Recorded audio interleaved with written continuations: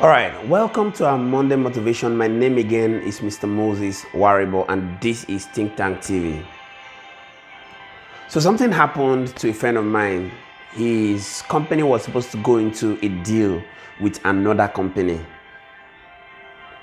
They had a back and front negotiations and all that.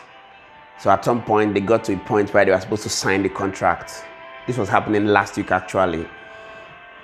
So at the verge of them signing a contract, they still had another clause in the contract where the both parties were not agreeing upon. So they had to reschedule and reconvene the meeting. The meeting was reconvened for 6 hours after the time when they wanted to sign the contract. So my friend just had to go back to the company's detail. He went online to check about the companies, and he stumbled on something that the company had done some years back that was all over the internet. But unfortunately, he never saw it prior to them signing the contract. It was a scandal that the second company had gotten some years before. Automatically, that made them to realize that they did not need to go into a business with a company who had gotten such a scandal. So here's what they needed to know. They never did a research.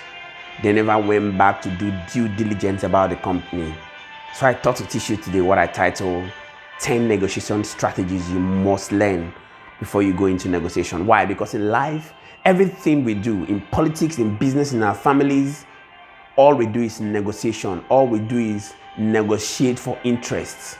The earlier you realize that you need to know negotiation strategies, the better things will start happening for you.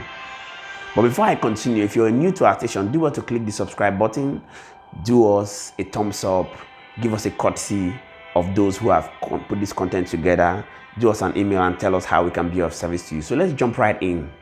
The first negotiation strategy you need to know is what I call letting your emotions get in the way. A lot of people go into businesses, they want to negotiate a business and they already go with a rigid mindset. They are like, this is how it's going to turn out. They go with their emotions, and you see that when you go with your emotions up your sleeves, you realize that you can never get the best of the negotiation you're going in for. Think about the person who wants to go sell a goods or a service. He will definitely not see the perspective of the partner he's going to negotiate with, and it's going to sometimes make him to lose some deals. So what you need to know is never let your emotions get in the way when you're going to a negotiation. The second point is this: research, research, research. I told you of the story of a friend of mine who was supposed to go into a business. They never did due diligence. They never went ahead to research about the company they wanted to go into business with. So they would have gotten themselves into a mess if that due diligence was not done few minutes before the signing of the contract. So do well to ensure you research about the company you want to go into a business with. So number 3 is misinterpretation of positions. When you're on a negotiation table with your partner company, they may make utterances or points that you are not properly clear with. If you make assumptions for those points, you may be missing out on the contextual points they meant. So what you need to do is ask questions. Ask them, what do you mean by this? What did you actually mean by this? So that you know that you are not insinuating, because when you begin to insinuate and the perspective is not exactly what you insinuate, you may turn out with the wrong decisions in your negotiation table. So do well to ask much questions.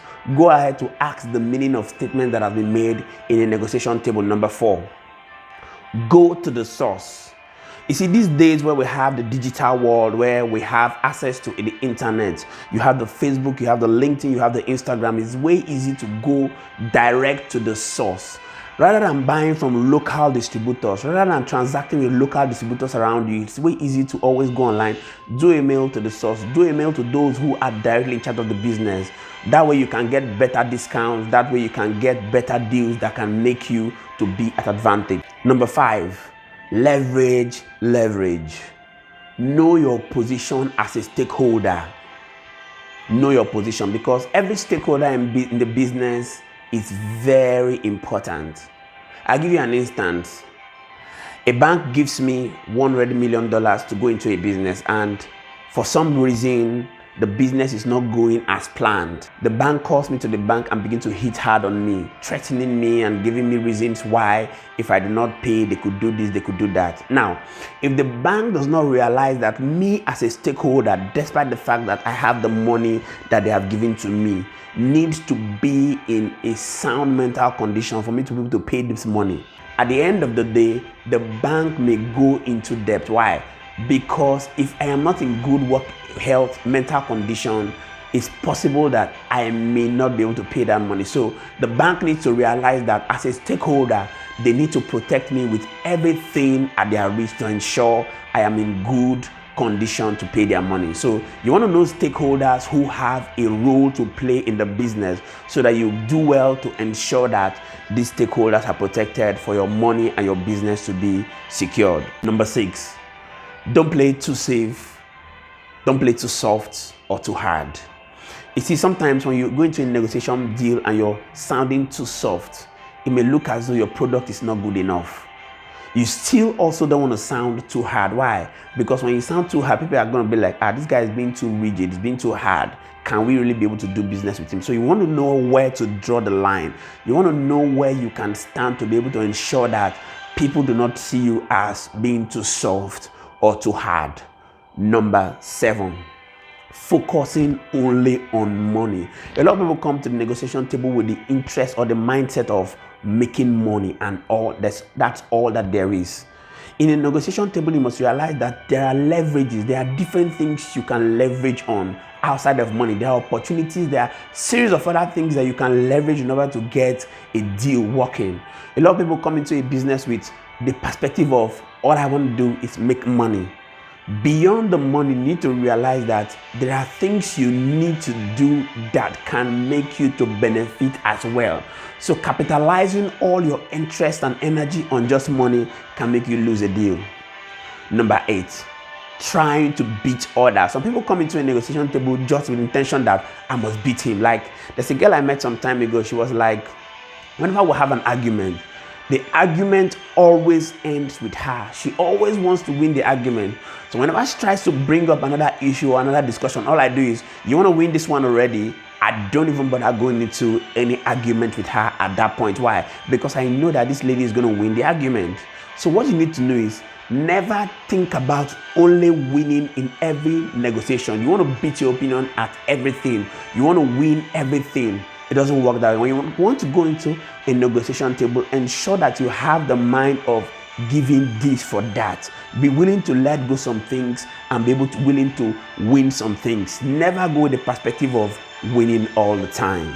Number 9, not seeking other options. You see, someone told me of how whenever he wants to go into a business, he wants to buy a product, be it a house, be it a technological tool, be it a car, be it a summer trip or whatever, he always makes sure that he has option A, option B, option C. Why? When you do not have options in a negotiation, in a product you want to buy, in a product you want to sell, you may not know the best decision to make.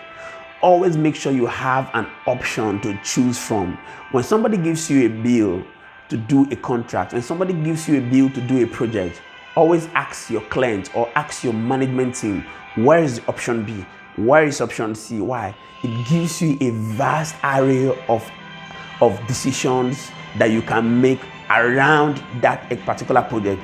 And sometimes you realize that option A may not be the best option, option B may not be the best option, and then option C may be the best option. So always ensure you have an option in every business you want to indulge in.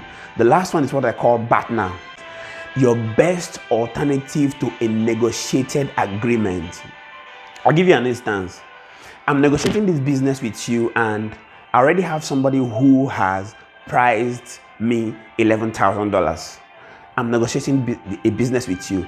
I expect that the best option I would have for me to go ahead with that deal with you is $11,100. Why? Because I already have a partner of $11,000. So what you want to do is, whenever you want to negotiate, always have your partner which was your best option, which is the best option that if this one doesn't work, you will have a need to fall back to. That's a partner. So always make sure you have a partner when you want to go into a negotiation table to keep you at advantage. I trust you learned something today. Ensure you do well to click the subscribe button. Ensure you do well to follow us. Do us the courtesy of hitting the like button. Why? Because it helps the algorithms of our video. It helps us to know that you like what we're doing. Do us a comment and do us an email telling us how we can be of service to you. Remember again, my name is Moses Warriable, and thank you so much for joining us on our Monday Motivation. Bye for now.